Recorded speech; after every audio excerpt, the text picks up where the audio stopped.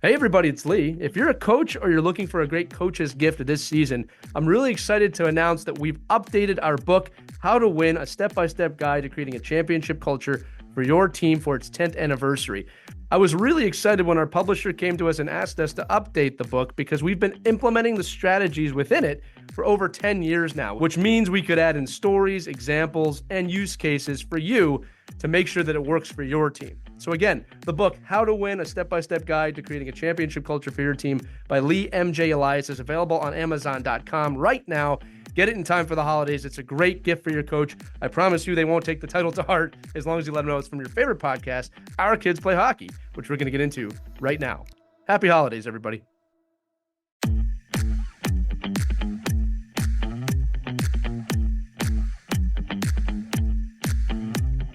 Hello, hockey skaters and goalies around the world. Welcome back to another edition of the Ride to the Rink. Got the full crew here today. Christy Cash, Andrew Burns, Mike Benelli, and I'm Lee Elias. And we've got a former pro hockey player here to talk to you today. His name is Jason Podollan. You should definitely look him up. He's going to talk to us about mindset. On our long episode this week, which I encourage you all to listen to if you can, we talked about ways to look at a growth mindset, ways to look at things when there's mistakes on the ice. And Jason gave a really great plan. The 3 R's, he calls it, on how to dive into that. So, Jason, I'm going to sauce the puck to you. Please feel free to tell the kids this platform. All right, you're saucing it to me. Am I like backdoor on my one-timer? Or like you're in a position to score. Let's put it. All right, okay, let's do it. Yeah, well, I know all you players out there going to the rink. Hopefully, you're thinking about how you're going to impact the game in a positive way and the things that you do well that's going to help your team win. But I know there's probably some of you that are thinking about how we're not going to screw up and how we want to avoid, some of these mistakes that we make. And if you're one of those players that dwells on mistakes and has a hard time recovering from them, one of the things that I work with my players on is called the 3 R's. And Leah already said it's rewind, replay, reset. So what that means is that once that shift is over and you get back to the bench and you take your drink of water and you take a couple deep breaths and you sit down, I want you to rewind that play in your mind where you made the mistake. And then I want you to replay it. But this time I want it to be without the mistake being made. So I want you to see yourself correcting whatever that error was. So in the podcast, I use the example of a defenseman going back for a puck retrieval. Perhaps you didn't shoulder check, which allowed you not to know where the forechecker was, which allowed you to turn the puck over and make a pass to somebody that was actually covered. So now when you're replaying that situation in the game, you see yourself shoulder checking. You see yourself making a scan, so you make the proper read, and now you go on a wheel behind the net, and then you find a new option. After you do that, you've now told yourself that you've corrected the mistake. You've now learned from the error that you made, which will allow yourself to move on. And that's the reset part. So you can actually even see a reset button in your mind if that helps you. Like press the big red reset button. Boom, you press the button. It's done. We've deposited that. Our subconscious brain now knows that we've learned from the mistake. There's no reason for us to make that mistake again. We don't be worried about it in the future. It's in our past. And now we get back to the moment and we move forward. Jason, what kind of success have kids seen by using the 3 R's? Oh, tons of success. It really has allowed kids to not have the second bad shift and then the third bad shift and potentially making it turn into a really terrible game, or maybe at some levels getting sat on the bench themselves and not playing anymore. I know a lot of players, it's hard, right? To not be looking backwards when they want to play well, but they end up hurting themselves in the process. So this is a mechanism to leave that bad shift behind, to allow yourself to step forward with bravery and courage and to move into that next shift and go out there and do it again. And oftentimes, Christy, like the better we get at it, we almost don't even need to do it at some point. Then the tool becomes irrelevant because we recognize that the mistake is there. We recognize in the moment what we could have done, and then it helps us even maybe in shift to recover from that mistake. So when I work with all my athletes, the idea is how long do we stay in this mental state that isn't helping us, right? So that's the term mental agility. When we close the gap on that and we get out of the negative state and back into the positive state quickly, we have great mental agility. We're back, we're playing consistent, we're somebody our coach can depend on, and we're proud of ourselves for being resilient.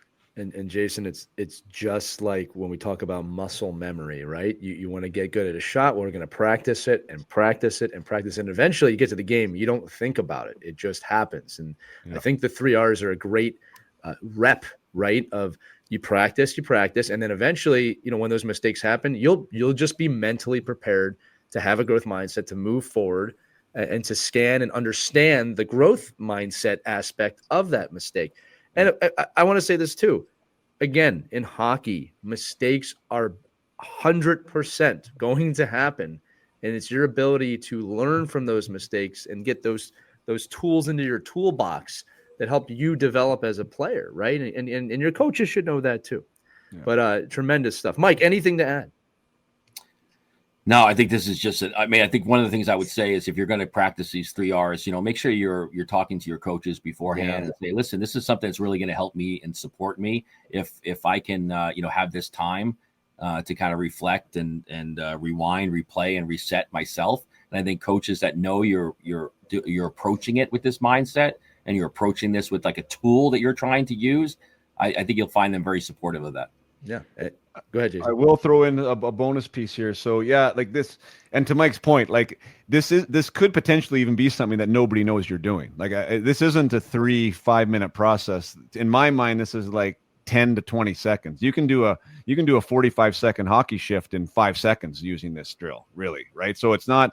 It's usually at the end of a shift. It's something that when you're getting your water and taking a breath, like no one's even going to notice you're doing it. It's not going to make you feel like everyone's looking at you. What's wrong with this kid?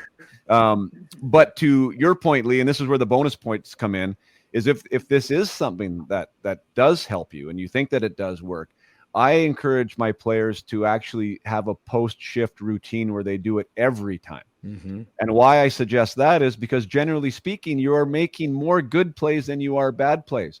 So if you're somebody that would like to have a little bit more confidence, you reinforcing the good things you just did on your shift is a fantastic way to work on your visualization, work on your mental game, and also get some positive reinforcement from yourself that you're making an impact on the game. And then you're much more likely to also use it if you do make a mistake. And it's not, I used it 2 weeks ago when I made that bad turnover, and I'm going to try and use it again in the third period. Like it becomes a little bit disjointed. So if you make yourself a habit of just doing that's some bonus material there too that can get you in some good habits.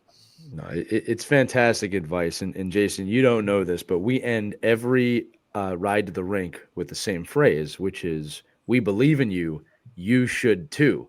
And I think that this episode really taps on the you should too nature in that, because kids, while we do believe in you, it's a two-way street. You've got to believe in you. You've got to have that self-esteem.